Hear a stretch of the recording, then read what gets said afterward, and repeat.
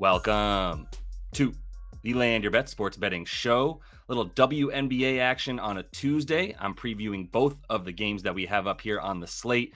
Quick congrats to the Celtics. Close things out in convincing fashion once again against the Dallas Mavericks. 18th banner up for the C's. Really good night to end the season in the NBA and a really great season. So appreciate everybody who's been following along there. Now going to be kicking it off with the W here, moving right into things. Had a few videos up already, but going to be going at it every day. Also want to let everybody know I've got the MLB live show tomorrow on Tuesday here.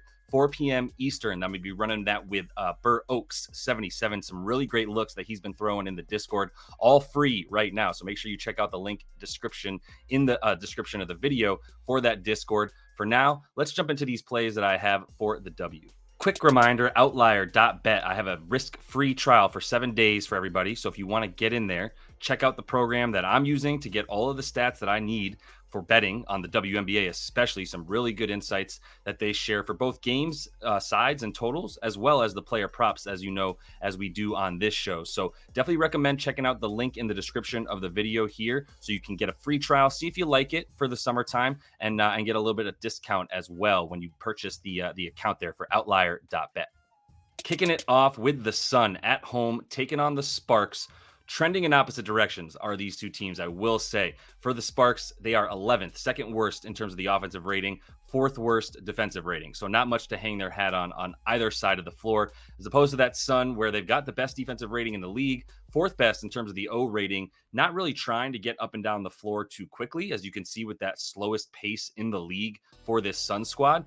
And the Sparks, they're playing at fifth pace. They've been really fluctuating between fourth and eighth in terms of the pace that they play at here. But they do try to keep things sped up a little bit, in part because they really don't have many other ways of scoring rather than trying to not let the defense set up, which is something I expect them to try to do here against the Sun, because if the Sun get back in transition and then set up that half-court defense, could be lights out for the Sparks, who will have a tough time scoring against the best defense in the league. Rebounding is a little bit more even here, but the Sun have been dominant on both sides of the floor. They do not give up second chance points or allow offensive rebounds. The Sparks, they do try to get their points a little bit more off of that helter-skelter play on the offensive side of the ball, where they go up and try to get those offensive boards. A lot better down low for the Sparks, let's put it that way. But the offensive efficiency and defensive efficiency for them, just nothing to really hold a candle to what the Connecticut Sun are able to do. While they're not the best shooting team by any stretch of the imagination for Connecticut, they are really good at limiting what you want to do. They can take away the exterior and mostly the interior as well, not giving up points in the paint, but really not giving up too many threes either. So it's kind of tough to see how this Sparks team is going to be able to score. And as you can see, I mean, it's a 12.5 point spread for a reason. A few more relevant facts here. We've got some mismatches on both sides of the ball, both for Connecticut, really everywhere. If you look at the turnover percentage for LA, they are the worst team in the league in terms of turning the ball over the most frequently. For the Sun, they get the third most points off a turnover. So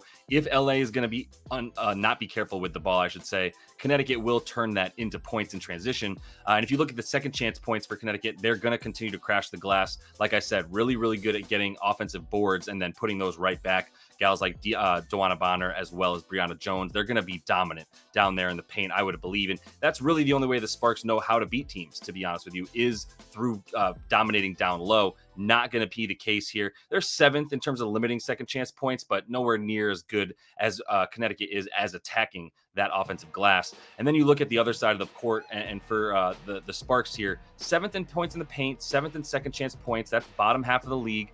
For the Sun, they do limit points in the paint, fifth best, where they fluctuated between like second and fifth. So really in the early season, you're going to see these numbers kind of go up and down. Still not a huge sample size with most teams playing about 13, 14 games so far, but they do not give up second chance points because they get those defensive rebounds and end possessions for the other team, securing that defensive board. So not really many areas of the floor that you can really turn to for LA and go, yeah, they probably have an advantage here. It's going to be all Sun all over the place. For now, though, keeping it to one player prop that I have for this game. Definitely want to make sure you jump in the Discord, because that's where I'll be going over a few more plays as they continue to come out. I like to get these lines up a little bit more so the day of the games for the WNBA especially. Want to know a little bit more about what the market is doing, and not every book is giving out a ton of props in the W the night before. However, Tyasha Harris, we can bank on getting over 10.5 points in this one. This is a really good matchup for her and something that she's done pretty consistently this season, going over an 8 of 13. She's had at least 10 points in each of the last 3 games.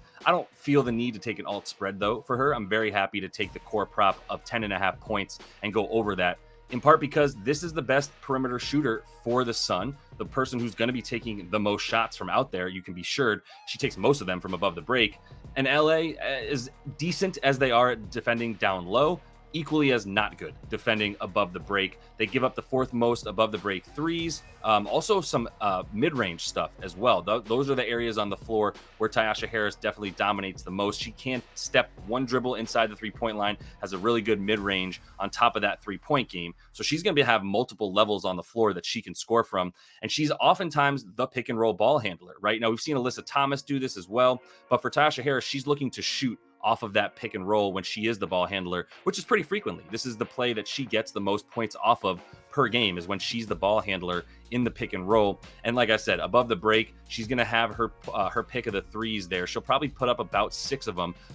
Let's be conservative. We'll say 4 to 6, but I put her at least 4 3-point attempts. Should make at least one of those, getting us almost a third of the way there anyway, a quarter of the way there, if you will, to the point prop that she needs. But I think combined with her ability to step in and take that long 2 as well, where she's been pretty confident this season, stepping in and taking that if players want to run her off the 3-point line. So I feel really good about her as the most likely to get a prop here that's not too high for her at 10.5 points. So I'm happy to take this early one the night before. One more reminder here that the Discord is live, where we got a lot of good looks. About to give a couple folks in there their own channels, because there's a couple people in the Discord who are really contributing heavily to that WNBA channel, especially holding it down while I was doing a little bit more NBA work as the season's now over for the men, diving fully into the W. So make sure you check this out while it's still free. Definitely got some really good looks from a lot of smart bettors in there. Plus, you get all these plays from me a little bit early. Make sure that none of these lines move for you and get some of those best bets in.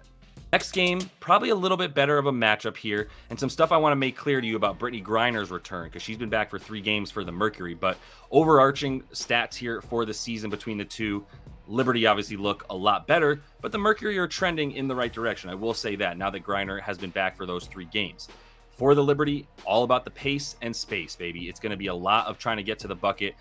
Best offensive rating in the league, 4th in defensive rating, which they've upped that as well. So they've tightened up their defense big time over the last 3 or 4 games, as they were right around like 5th, 6th, 7th, moving up into 4th here. Pace has actually gone down for them. They played a number of slow teams as of late over their last 3 or 4 games, including the Sun and the Dream, teams like that. That's really limited how fast that they've been playing, but they still dominate in the fast break. Basically the best fast break team in the league. We'll talk about that in a minute. And for the Mercury, they're up to 3rd in pace, where they were around 4th or 5th as well. They have been jumping up now as well and keeping that pace going really fast for the Mercury. They've played some fast teams as of late, but we've seen them with a willingness to go and play in transition a ton.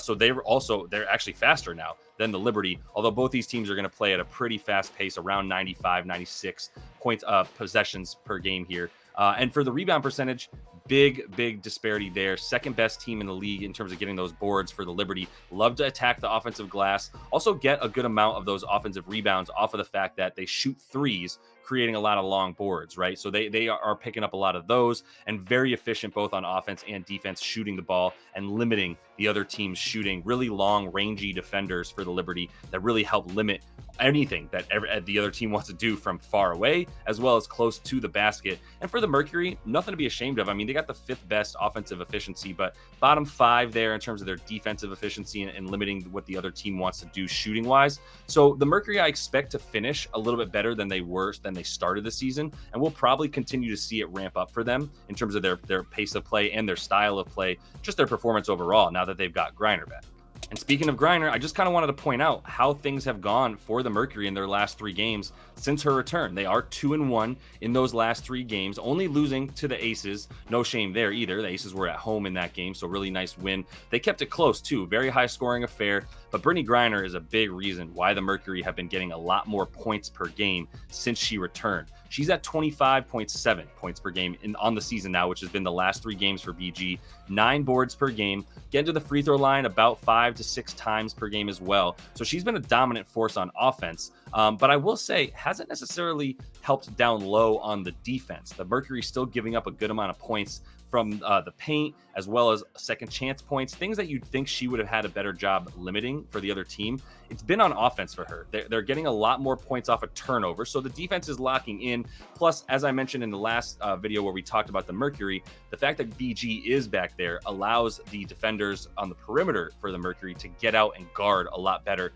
They've become a lot better at guarding the three-point line, whereas they're still bottom 5 in the league, I will say, but they've gone up in the last 3 from being basically the worst three-point defense in the league about 4 games ago. Now they're starting to show that they can guard the perimeter a lot more, which has also led to them getting a ton of turnovers and a ton of points off of those turnovers, leading the league in the last 3 games with about 22 points per game off of turnovers, which is a wild amount, and like 9 more points per game off of turnovers than anybody else. So she is helping. I should probably give her a little bit more of a break. It's just that the down low numbers for Griner haven't been very impressive, but the points in the paint on offense have, and that was something that the Mercury did not have at all before Griner came back, and now that she is back doing the bulk of her work, obviously right around the basket, they're up to the 3rd best points in the paint in the last 3 games anyway. So keep that in mind, that Griner is going to impact this thing, and that the overall season stats for the Mercury a little bit skewed because they didn't have their best down low player. However, we're still seeing a ton of mismatches on the floor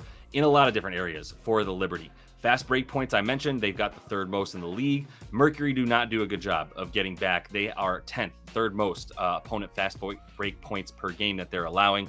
And the second chance points, this is also something that hasn't really gotten better even in the last 3 games since BG returned. They're still bottom 4 in terms of the opponent's second chance points. And the Liberty, they're going to do well. Now, they've played some really good rebounding teams in the last 4 or so. That's limited their ability to stay really up in the top 3 in terms of the second chance points that they want to get. But if the Mercury don't tighten things up down low on defense and really secure that defensive board, you're going to see the Liberty attack that offensive glass, like I said, with a lot of those long rangy players that are really good and athletic in terms of getting the offensive rebounds and going back up or kicking it back out for the 3, which the Liberty want to take a lot of 3s, as we know as well, especially with Sabrina and Stewie out there. But as far as the other side of the ball, still the mismatch is in favor of New York rather than Phoenix here. They are 4th in terms of limiting opponent points in the paint, and they are 1st in terms of limiting second chance points. They do a great job at securing those boards. I also mentioned that in the opening slide about this game, that they are the 2nd best team in terms of rebounding and that rebounding percentage for the Liberty, which is where they're going to have a pretty big advantage. And if the Mercury are unable to really secure those defensive boards, you're going to see plenty of multiple possessions here and restarts to that shot clock for the Liberty. So I do think the Liberty are a good bet to win this one. But rather than pick a winner in this game, I'm going with the total. So we're taking over 168.5 in this one. We just saw both these teams play super high scoring affairs. And with Griner back, I think the Mercury are going to be able to score a lot with this Liberty team. The fact that I don't think the Liberty are going to be able to necessarily limit Griner and company as much as they might need to really win this game by about 6 or 7 points, we see this spread climbing. So I'd actually love to see this thing get up to about 8.5 points or so. And then I can hit the under, the dog here in terms of Phoenix, take them to cover about 9 or 10 points. I do think it's going to be closer than that. So the 6.5, 5.5, where you're still finding it for the Liberty, still not really there for me with them on the road. But I think the points will continue to be a factor as both these teams have been playing at a very fast pace and playing at a very high level offensively. For the Mercury, not quite as much defensively, although the Liberty have picked it up on defense a ton. Still a top 4 team in terms of their defensive rating.